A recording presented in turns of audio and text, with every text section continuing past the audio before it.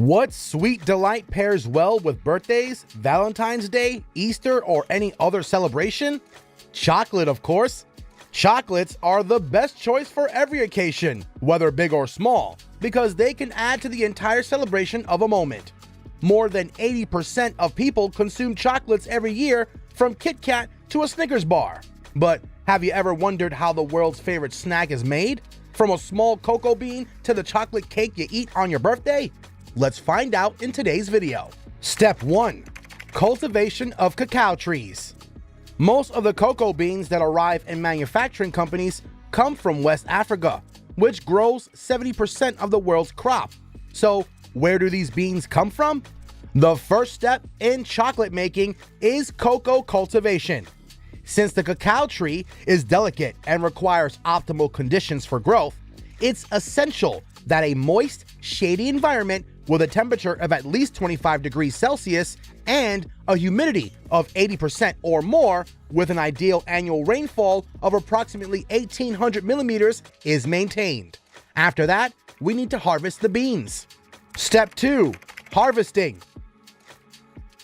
Once the cacao pods are fully ripe, they are ready to be harvested. It's a critical method for carefully protecting these cacao trees so they can continue to bloom repeatedly. These harvesters use different tools, such as machetes, picaroons, and shears. Step 3. Extracting the cocoa beans. This is a challenging step. First, a bunch of cocoa beans wrapped in white pulp is removed from the pod. After extraction, the beans are sorted, and only the ones in the best condition are kept. A machete or club can be used to smash open the pod to separate the cocoa beans from the flower shaft. One pod can yield up to 20 to 40 cocoa beans. Now it's time to bring some simple chemical reactions into the mix. Step 4. Fermentation.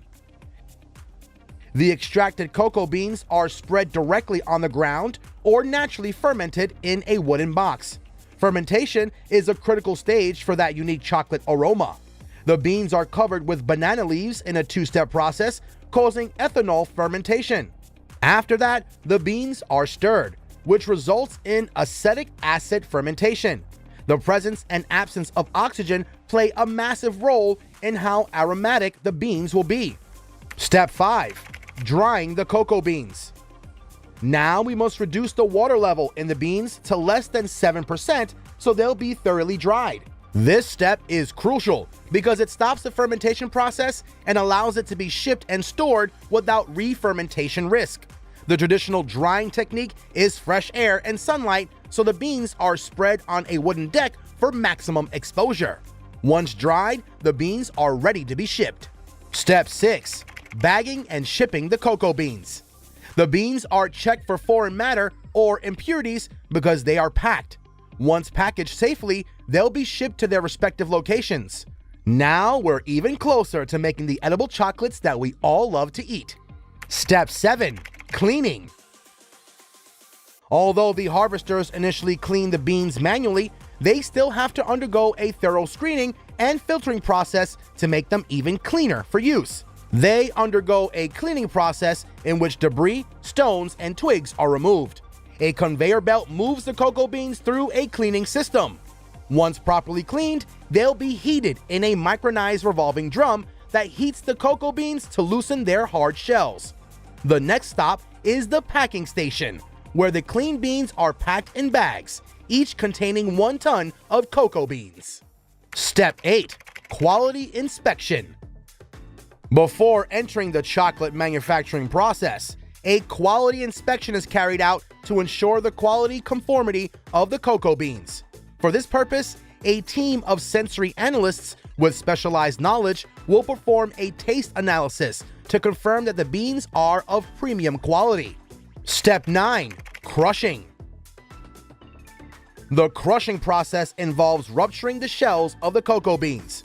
The beans are passed through a shell-removing machine known as a winnower for this part. Once inside the winnower, they are crushed by successive rakes that drag the beans across screens. This efficiently pulls off large pieces of the shell. After that, a vacuum is used to suck away the remaining smaller pieces stuck to the bean. This complete removal of the shell exposes the inside of the cocoa bean, also known as the nib.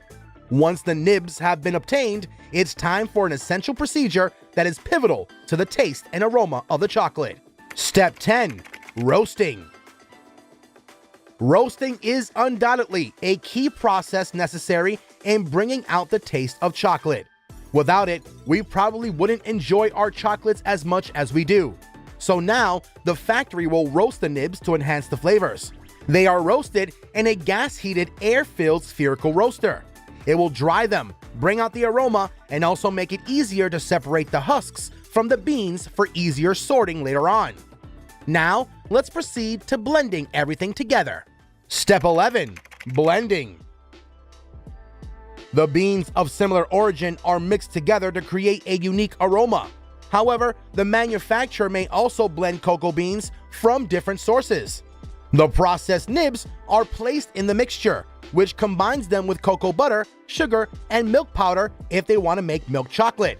After blending, we obtain the consistency of a very thick cake batter. The flavor is okay at this point, but the mixture still needs to smooth out correctly, so it's transferred to a refining machine. Step 12. Grinding and refining.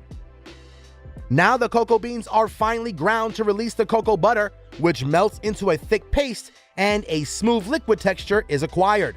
After that, all the different ingredients needed to make chocolate are added to the batter to make a homogeneous paste.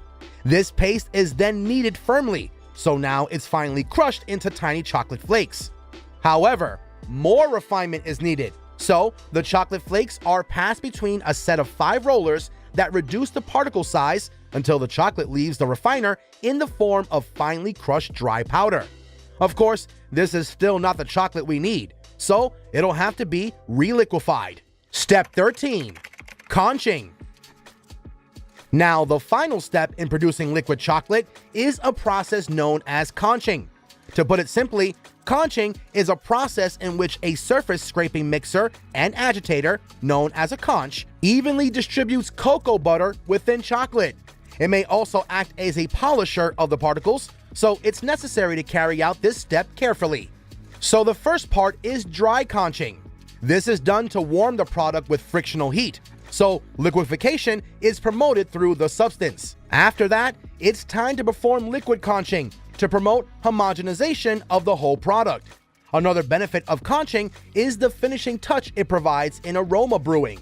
It also helps to reduce the volatile acidity and water content to less than 1%. At this stage, adding more cocoa butter is also customary to reduce the viscosity to the exact thickness the manufacturer needs. For example, if they're making chocolate chips, they'll only add a small amount of it, but if something like a thin chocolate coating, they might add more. So a delicate balance is maintained to ensure the final product is satisfactory. Now that we have the chocolate liquid, it's time to harden it. Step 14. Tempering. As the name implies, this stage involves setting the temperature of the chocolate liquid. The cocoa butter is crystallized into a stable shape during the temperature control cycle. It is then weighed and further poured into an appropriate mold. Once it's been molded, the chocolate is cooled and hardened to solidify it. Step 15. Making praline chocolates. Alright, so now that we have the chocolate, but what about coating, filling, and decorating it? After all, chocolate is all the more savory when it has yummy stuff like nuts and fillings. So next up, different pralines are added as fillings for bonbon chocolate. Water is mixed with sugar and then boiled to reduce the amount to make caramel. The next step is mixing dry fruits with chocolates.